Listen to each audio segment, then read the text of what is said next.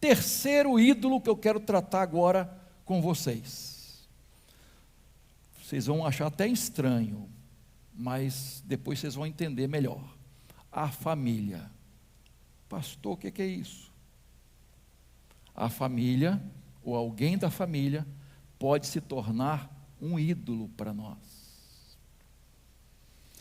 Lucas capítulo 11, veja lá, verso 27 e 28. Vai ser projetado aí, veja lá. E aconteceu que, ao dizer Jesus estas palavras, uma mulher que estava no meio da multidão, disse a ele, erguendo a voz, bem-aventurado o ventre que concebeu você, e os seios que o amamentaram.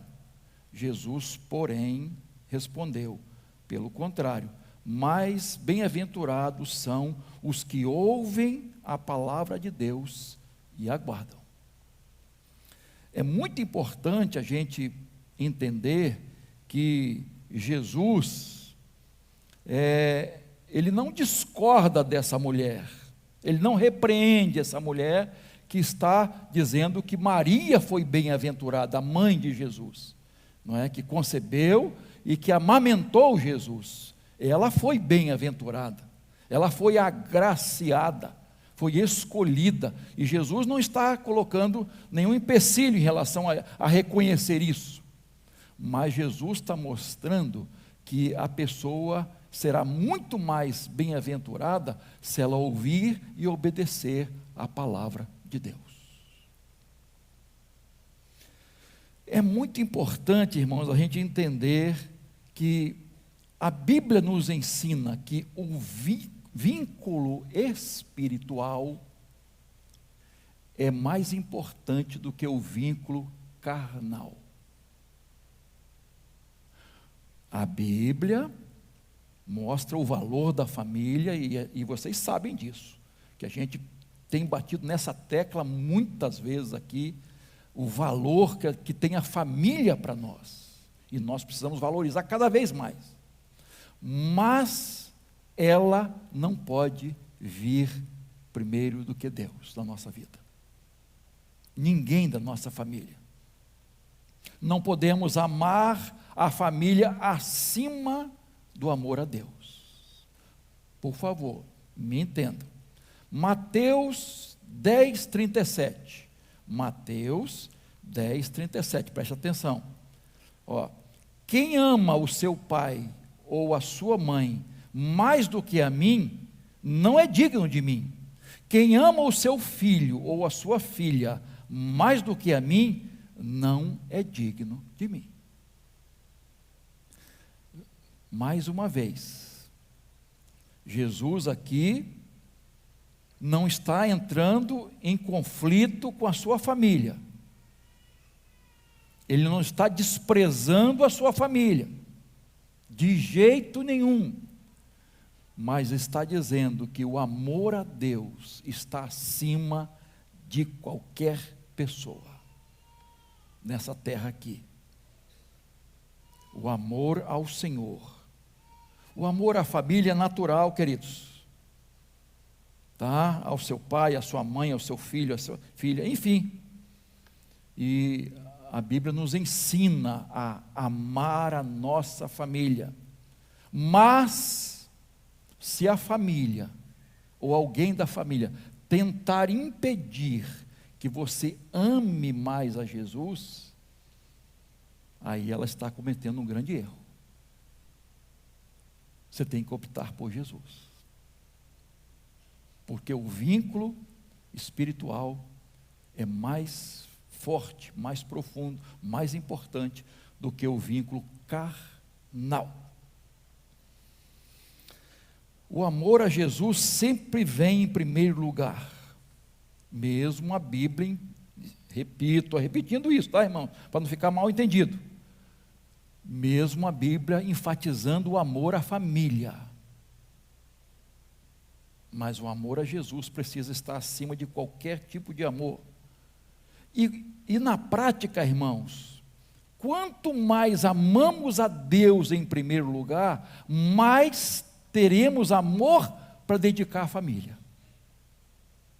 Porque o amor de Deus será derramado em nossos corações, como diz a Bíblia, e nós vamos ter um amor muito mais profundo, puro, para com a nossa família. Quando amamos a Deus acima de tudo e de todos, esse amor é multiplicado, e amor verdadeiro. Então, queridos, quando você ama alguém ou alguma coisa mais do que a Jesus, isso se torna uma idolatria, porque o trono do seu coração não está com Jesus, outra pessoa está no trono do seu coração. Pode ser marido, pode ser esposa, pode ser um filho, uma filha, pode ser um neto, uma neta, pode ser o pai ou a mãe, pode ser o avô ou a avó, pode ser até um animal. Você já viu? A gente respeita as pessoas que amam os animais, né? Mas às vezes há exageros. Tem animal que até recebe herança. Férias, lá no não sei aonde.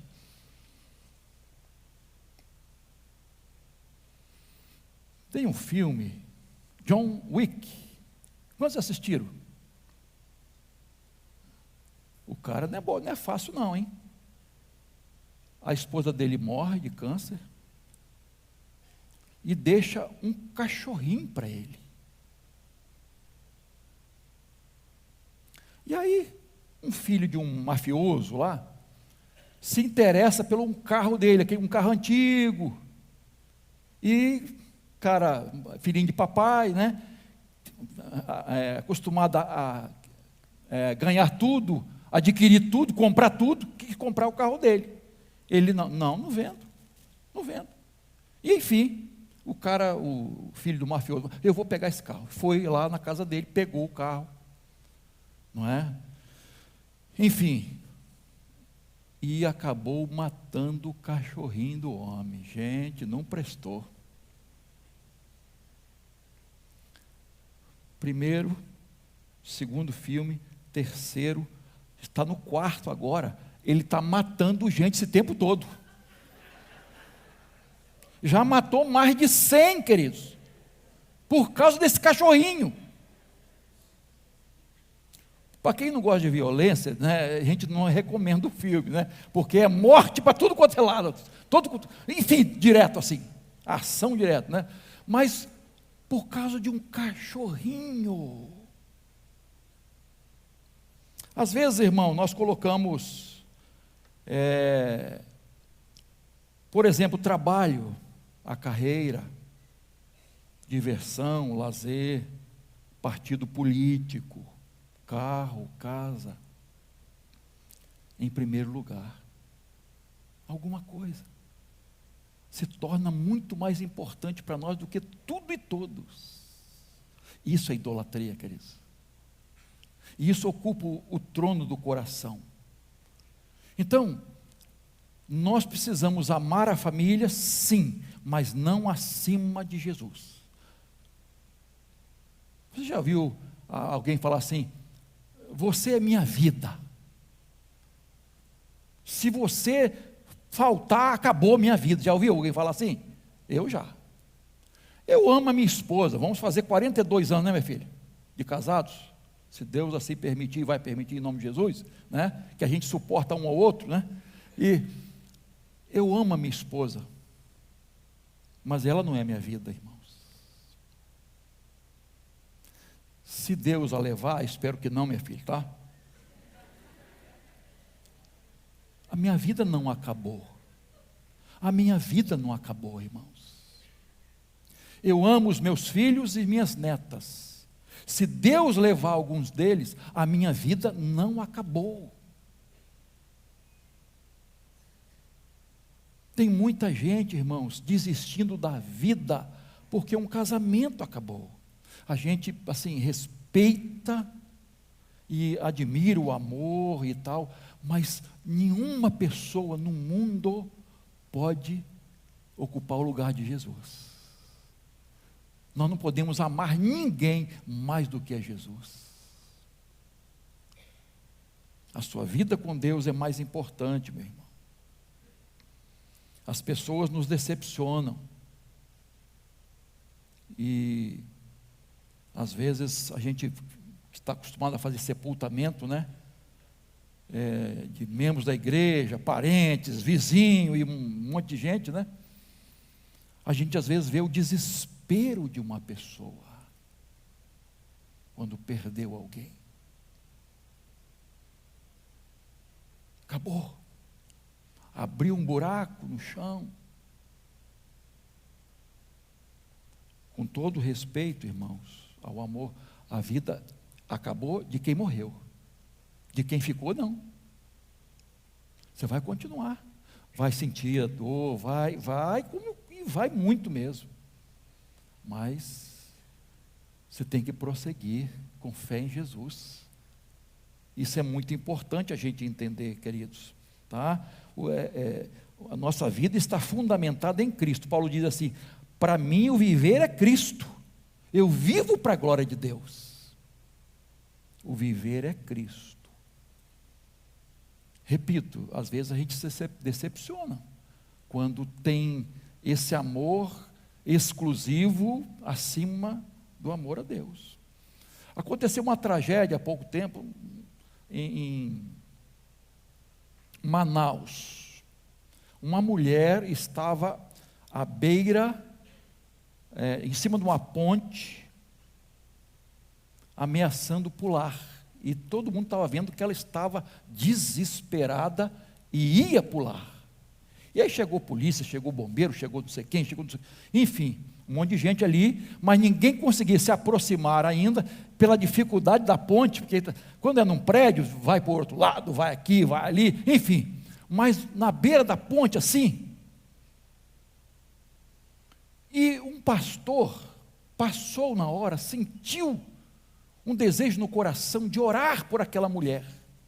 E ele parou o carro e se aproximou na medida do possível e começou a orar pela mulher. A mulher viu que ele estava orando. Aí ele pediu às pessoas que estavam ali, as autoridades, né, profissionais: posso me aproximar dela? Eles até sentiram firmeza, né? Pode. Irmãos, isso não aconteceu, tá? Isso não é história, não. Enfim, ele se aproximou da mulher que estava realmente pronta para pular, orou com ela ali, pegou o nome dela, qual é o seu nome? Começou a conversar com ela, orou, ela se acalmou, e ele foi perto dela, a abraçou e tirou de lá, e ela foi socorrida, enfim. Mas onde está a tragédia, pastor? A tragédia é que aquela mulher era uma pastora. Uma pastora. Ela estava desesperada. Sabe por quê? Porque o seu marido a traiu. Seu marido era bispo da sua denominação e a traiu com um travesti. Essa é a tragédia. Que decepção. Que decepção, queridos. Então, queridos, quando o nosso amor está acima de tudo e de todos para Jesus, é diferente. A gente vai amar mais as pessoas, mesmo que você sofra uma decepção, mas isso não vai tirar a sua vida. Você não vai ficar desesperado querendo acabar com a sua vida, porque você tem Jesus. Você ama Jesus. Quem não conhece a história de Jó? Jó, ninguém quer passar pelas provações que Jó passou. Jó perdeu toda a sua fortuna, era o homem mais rico da sua época, perdeu tudo, e perdeu seus filhos, 10 filhos, 7 filhos e 3 filhas. Mas olha o que ele disse, Jó, capítulo 1, verso 20 a 22. Então Jó se levantou, rasgou seu manto, rapou a cabeça, prostrou-se em terra e adorou. E disse: nu saí do ventre de minha mãe, e nu voltarei. Perdeu tudo. Nu saí e nu. Né? Cheguei nu e vou embora nu. E ele continua. O Senhor o deu. E o Senhor o tomou. Bendito seja o nome do Senhor. Em tudo isso, Jó não pecou, nem atribuiu a Deus falta alguma. Por quê, irmãos? Porque Jó amava mais a Deus do que os seus bens. Jó amava mais a Deus do que a sua família. O seu bem maior era o Senhor. E você conhece a história, e depois ele recupera em dobro, devido à sua fé perseverante. E aí ele fica com 10 filhos com o Senhor, e 10 filhos para continuar cuidando agora, discipulando. E os bens materiais, ele recebeu tudo em dobro, e a sua saúde tornou-se uma saúde de ferro. Por quê, queridos? Porque amava mais a Deus, acima de tudo e de todos. Então é esse o segredo para você amar mais a sua família, para você se relacionar cada vez melhor com a sua família. Jesus em primeiro lugar. Jesus em primeiro lugar. As coisas vão se assentar. As coisas vão se encaixar. Primeiro Deus. A gente gosta de sempre dar o exemplo da camisa, né? Quando você vai abotoar a camisa e bota o primeiro botão em casa errada, todas as outras vão estar erradas. Mas quando você acerta o primeiro, as outras vão estar nos seus devidos lugares. Jesus em primeiro lugar. Amor a Jesus em primeiro lugar. Amém? Segundo ídolo que eu quero destacar aqui hoje. Time de futebol. Agora as irmãs vão gostar. Aí, marido, fica ouvindo. Fala a Deus. Deuteronômio 6, 4 e 5. Vamos lá. Quero que você veja esse texto. E de preferência você vai ler comigo. Vamos lá, todos juntos. Vamos lá? Ó, escute.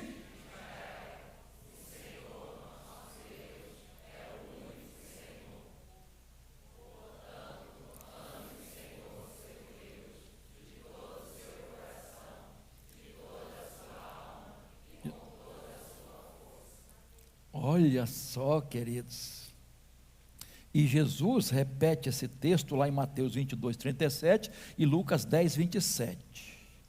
Amar a Deus de todo o coração, de toda a alma, com toda a força, em todo entendimento. Queridos, você pode avaliar o seu amor, mensurar o seu amor? É difícil, eu sei. Você já reparou, e eu já tinha visto isso, e vi de novo, os hinos dos times de futebol? Já reparou a letra desses hinos? Que declaração forte de amor, de paixão! torcer até a morte, até a eternidade. Eu amo o meu time. Faço qualquer coisa por ele. É meu clube de coração, perdendo ou ganhando.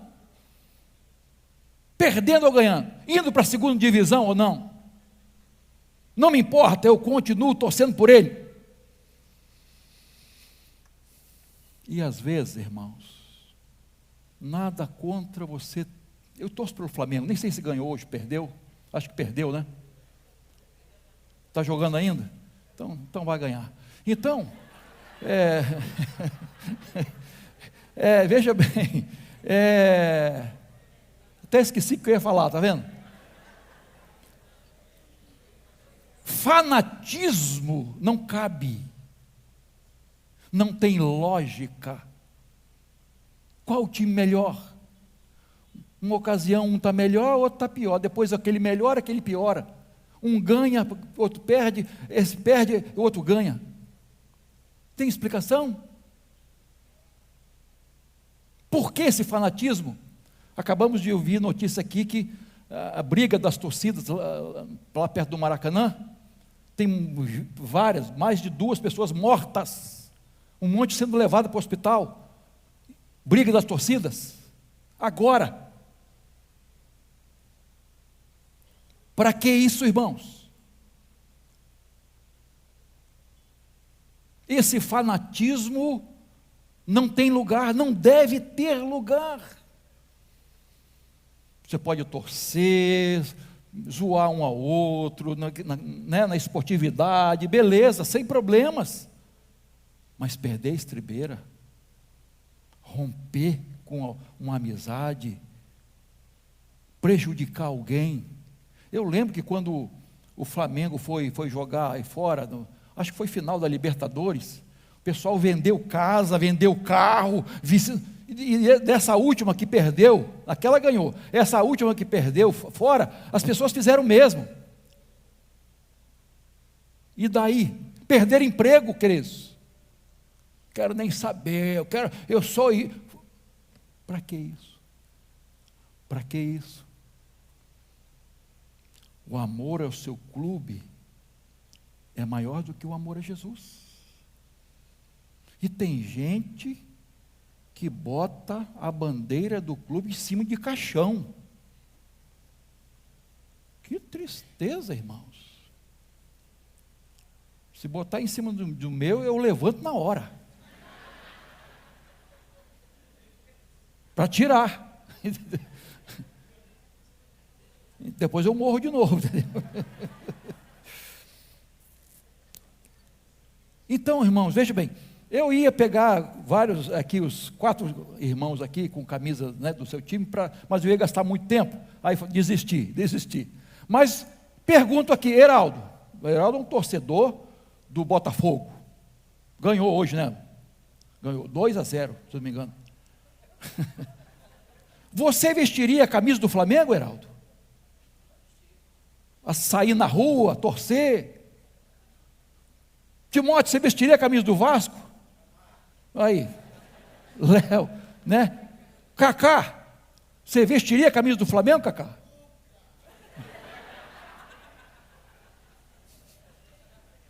Vou parar por aqui, já sabe, né? Vou parar por aqui. É melhor parar. Rogerinho está lá, o Fluminense, jogou né? Foi top de linha, né? Beleza. Queridos, as pessoas trocam de casa, de bairro, de estado, de país, trocam de trabalho, de profissão, trocam de médico, de dentista, de barbeiro, de salão, trocam de marido e trocam de esposa, trocam de igreja e trocam de religião, trocam até de sexo, mas não troca de time.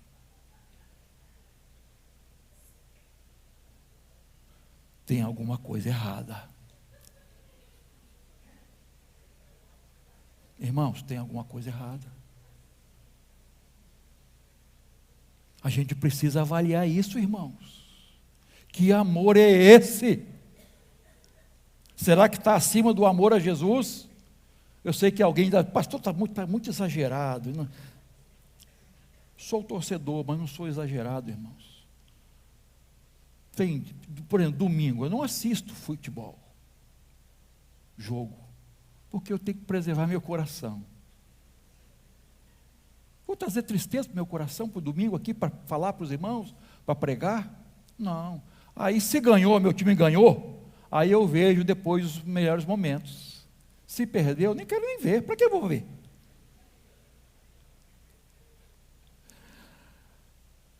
Queridos, deixa eu fazer algumas perguntas, para você avaliar o seu amor pelo seu clube, tá? Por favor. Aliás, antes disso, veja bem, você já reparou que nos estádios é que você vê as maiores demonstrações de amor e paixão? É nos estádios. Em outro lugar qualquer você não vê aquela demonstração. Tá? As pessoas, você vê homem barbado, chorando.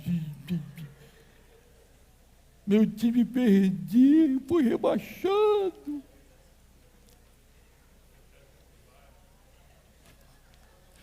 Triste demais. Então, as perguntas. Primeiro, a glória do seu time acelera mais o seu coração do que a glória de Deus? Pastor, pegou pesado.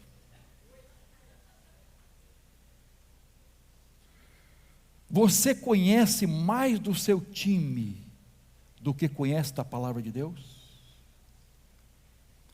Você passa mais tempo vendo o seu time jogar do que orando, estudando a Bíblia ou com a sua família? Você incentiva seus filhos a amar seu time mais do que incentiva a amar a Deus? Você prioriza mais o jogo de futebol do que observar o dia do Senhor? Você perde a calma quando alguém do seu time, de um time rival, esteja zoando de você? Porque você perdeu, o seu time perdeu? Você perde a estribeira? Quando há um gol ilegal a favor do seu time, você fica tranquilo?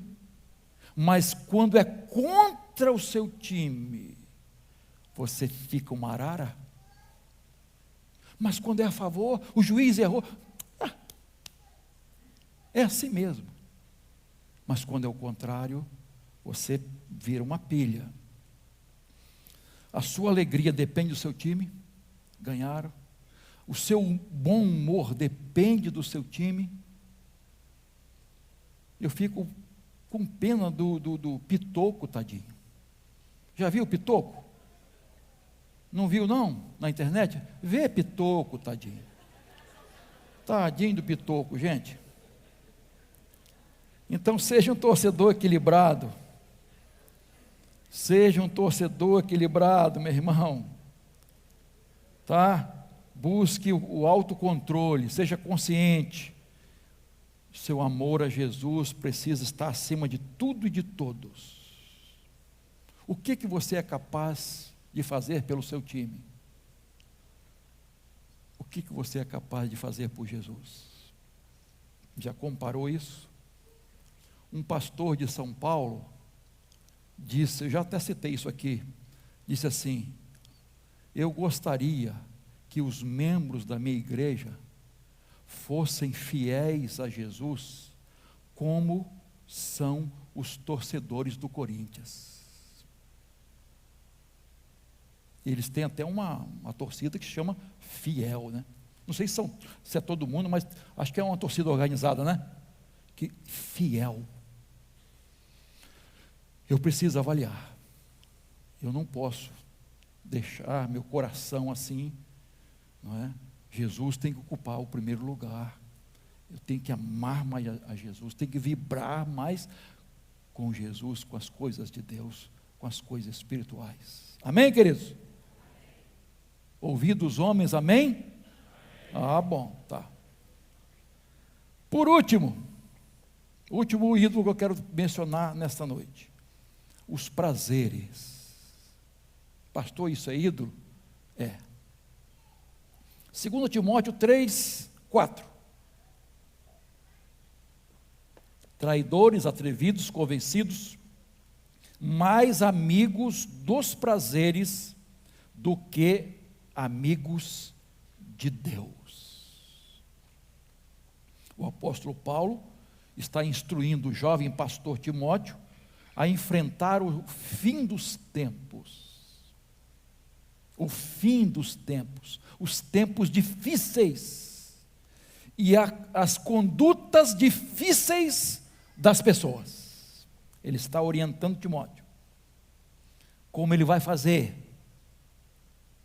diante desses comportamentos de ídolos, e nesse caso aqui, o ídolo do prazer. Pessoas são mais amigas dos prazeres do que amigas de Deus. É o egocentrismo, narcisismo, hedonismo. O prazer, essa filosofia diz o seguinte, que o prazer é o maior objetivo da vida. Você ter prazer, satisfação. A felicidade está em você ter prazer. O prazer é o alvo da vida. Essa filosofia diz assim: o prazer está acima de tudo e de todos. Se dá prazer, é aceitável. Se dá prazer, é bom. Se dá prazer, é correto fazer. Não importa se é ilegal ou imoral. O importante é você se sentir bem, se satisfazer, se realizar. É o império do eu, o senhorio do ego, o ídolo do prazer. É tornar o seu desejo divino, acima de tudo e de todos. Eu assisti um filme há muito tempo, chamado Albergue, eu acho que alguns já assistiram. Era um clube de elite, de pessoas ricas, que tinham prazer em pegar, por exemplo, turistas que estavam em outro país, sozinhos. Eles raptavam essas pessoas e levavam para uma antiga fábrica, um negócio assim. Ninguém sabia, ninguém conhecia. E ali, esse clube, eles pagavam caríssimo. Sabe para quê? Matar, torturar as pessoas, cortar os membros do corpo, prazer de matar. Me sinto bem, me satisfaz. Olha só, o lema deles, me satisfaz. Eu gosto de fazer isso. Desde cedo, irmãos, nós somos, as crianças, de um modo geral, tá? São educadas ou deseducadas a fazer só o que gostam. Só o que elas gostam. E a gente tenta proteger para ela não ter decepção, não ficar amargurada, não ter isso, não ser aquilo. Lê do engano. Elas precisam estar preparadas para a vida. Porque na vida é diferente. Elas vão ter dificuldades, lutas, vão ter decepções. E nem sempre poderão fazer a vontade delas. Nem sempre. Então, infelizmente, tem muita criança que está sendo deseducada. Você vê no shopping uma criança esperneando, né? Esperneando, gritando. E aí o pai, a mãe, ou vovó, né?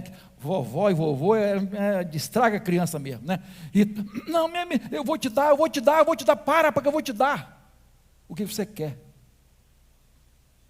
E aí ela manipula desde cedo seus pais, seus avós e todo mundo, acostumado a receber o que quer. E ela briga e chora por isso. A pior coisa que você pode fazer para um filho é atender seu filho naquilo que ele quer quando está chorando. Chorou, não atenda. Melhor coisa que você faz.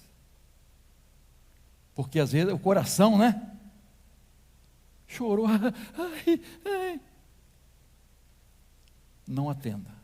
Você tem que educar.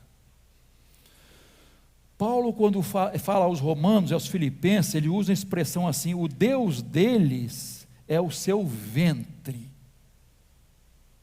É no sentido de que as pessoas querem satisfazer a si mesmas. A vontade delas é lei. A vontade delas, o desejo delas. E lá os Gálatas, Paulo fala de duas forças, de duas naturezas. A natureza carnal, natural, que você herda dos seus pais, e a natureza espiritual, que você herda do Senhor, quando se converte. Então há duas naturezas dentro de nós, brigando. E ele fala das obras da carne e fala do fruto do Espírito, fazendo então essa comparação. Queridos, idolatria é obra da carne. E ele começa falando de idolatria, irmãos, ele usa 3 palavras para designar pecados sexuais: prostituição, impureza e lascívia. E infelizmente, irmãos, tem muitos cristãos caindo nessa área sexual. Sexual. Sabe por quê? É aquilo que gosta. Eu gosto. Eu tenho vontade. Isso me dá prazer. Isso me realiza. É o que eu quero. Aí usa assim: é o meu coração que está pedindo. Eu tenho que atender o meu coração. Eu tenho que realizar as minhas fantasias, os meus desejos. Não importa se os pais discordam, se a igreja proíbe, não importa se a Bíblia condena. Eu gosto, eu tenho vontade, eu vou fazer. Então, porque eu tenho vontade, eu vou fazer. É meu prazer. Cuidado, irmão. Cuidado. Tem gente que gosta do carnaval, da mentira. Não abre mão da sua cerveja. A gente respeita isso. Gosta de maconha. Eu me satisfaço com pornografia. Eu gosto de postar nudes para as pessoas me verem, ver minhas partes. Eu gosto. E estou tendo um monte de seguidor lá. É seguidor? Não, tem uma vista também, né? Também não sei não. Visualizações, é isso aí. Eu gosto. Eu já ouvi gente, eu gosto de swing, de ter troca de casais. Eu me realizo com isso. Em ter orgias. Eu gosto de infidelidade conjugal, acho legal isso. Homossexualismo, lesbianismo, poliamor, incesto, sexo com pessoas da família. Vocês sabem que estão querendo aprovar leis, estão aí, pressionando. Pai com filha, mãe com filho, ou vice-versa. Neta com avô, com titio, isso e aquilo, incesto.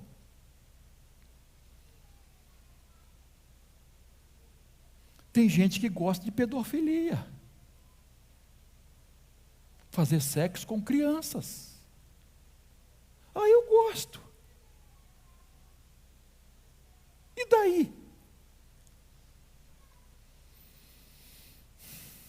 Estão tentando descriminalizar todo tipo de sexo. Descriminalizar. Querido, o mundo inteiro está nessa. O Fórum Econômico Mundial está querendo ser divinizado. Isso está em reportagem. Divinizado. E o que eles estão dizendo é o seguinte: Deus está morto. Jesus é fake. Esses padrões estabelecidos pela Bíblia já era. Isso não tem lugar no nosso tempo. Isso que os cristãos estão querendo impor, não vamos aceitar. Isso está ultrapassado. Vamos abandonar esses tabus antiquados. E vocês sabem que a pedofilia tem muitos aliados na grande mídia. Na grande mídia. Pedofilia, queridos. Sexo com crianças. New York Times. Uma reportagem de todo tamanho. CNN. E as emissoras aqui do Brasil, de maior porte. Há pouco tempo teve lá na Alemanha a marcha do orgulho da zoofilia, defendendo sexo com animais. A marcha, nós temos direito, isso não é crime. Nós queremos que isso seja aprovado. E vocês acham que o Brasil está atrás de tudo isso, queridos? Está não, meu irmão. Não está não. E vocês sabem que tem partidos políticos aqui no Brasil que apoiam isso, defendem isso e querem que essas leis sejam aprovadas.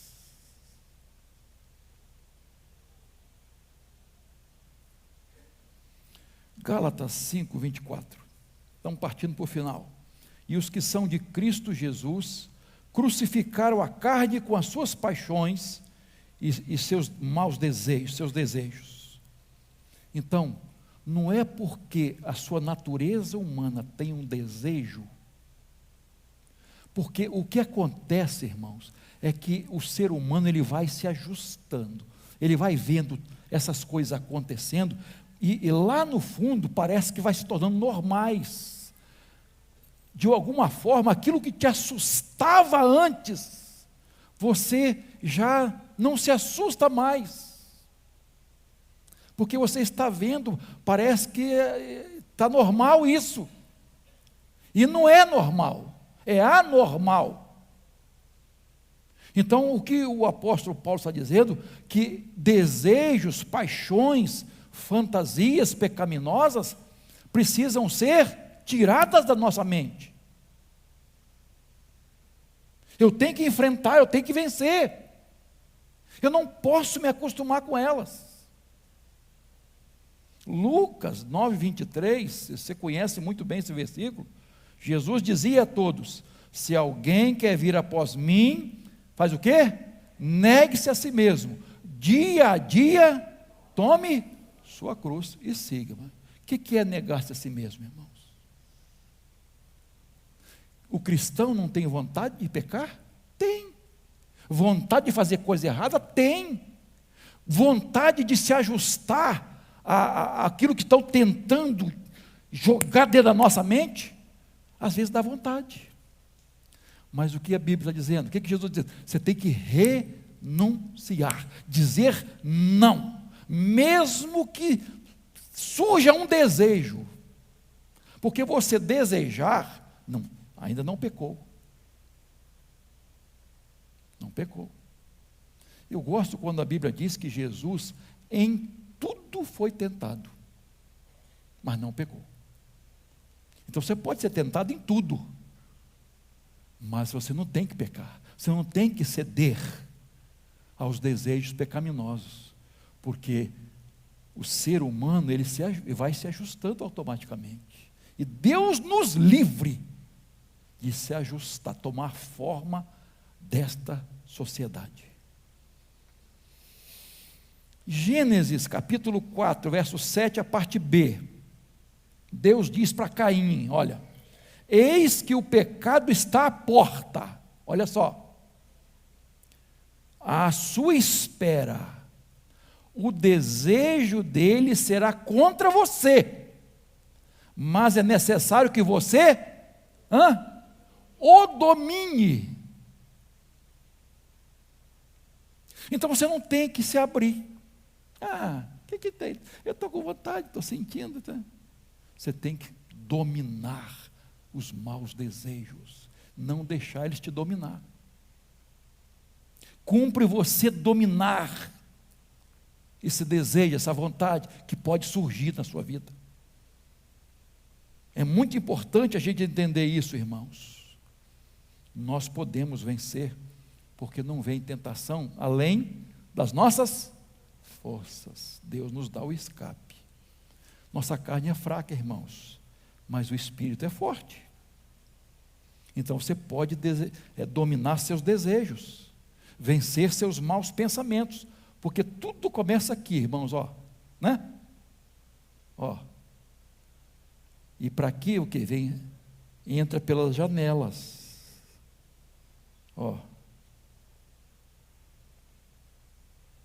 e aí vai para o coração. Jesus disse que do coração que vem as coisas ruins. É do coração, não é o que entra, é o que sai do coração, quando o coração está dominado por essas coisas. Nós somos assim, irmãos. Você e eu temos que lutar dia após dia contra o pecado, queridos. Eu gosto muito de tantas outras coisas, tantos motivos do apóstolo Paulo, porque ele foi o maior bandeirante do cristianismo, o maior plantador de igrejas, o maior apóstolo, vamos dizer assim.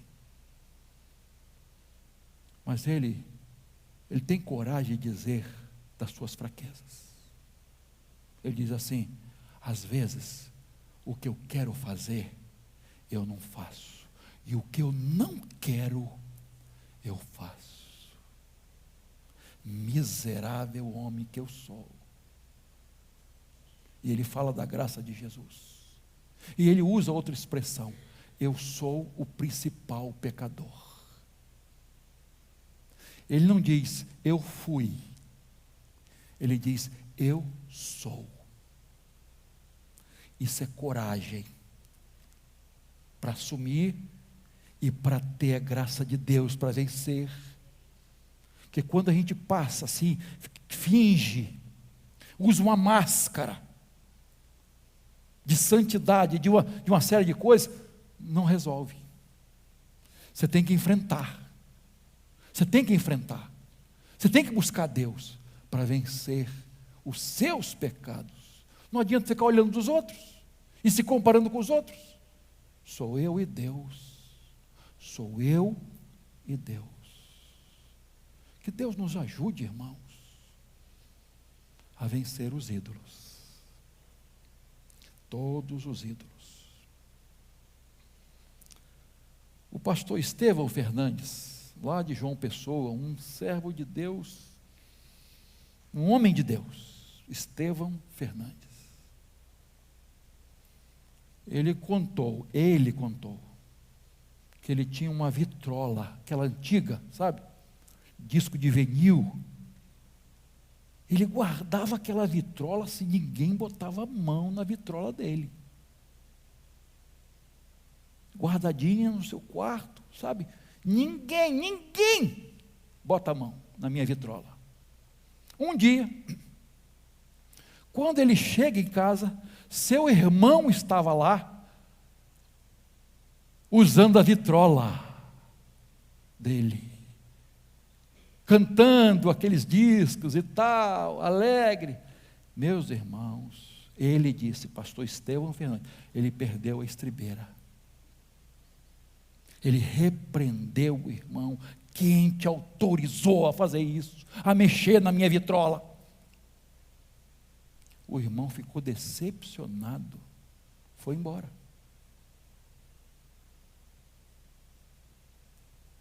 Alguns dias depois, isso não é conversa, mas aconteceu, tá?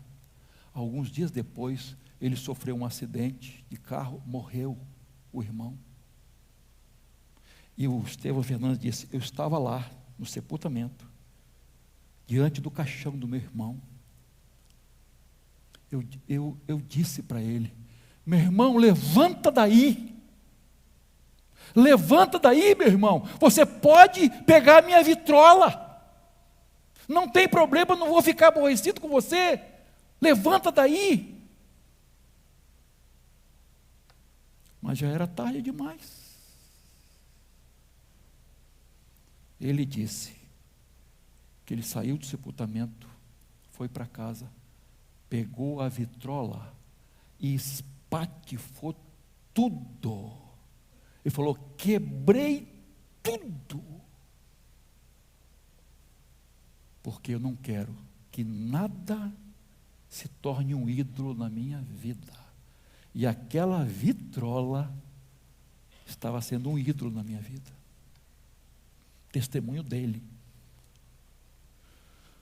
Queridos, eu não sei o que talvez seja um ídolo na sua vida.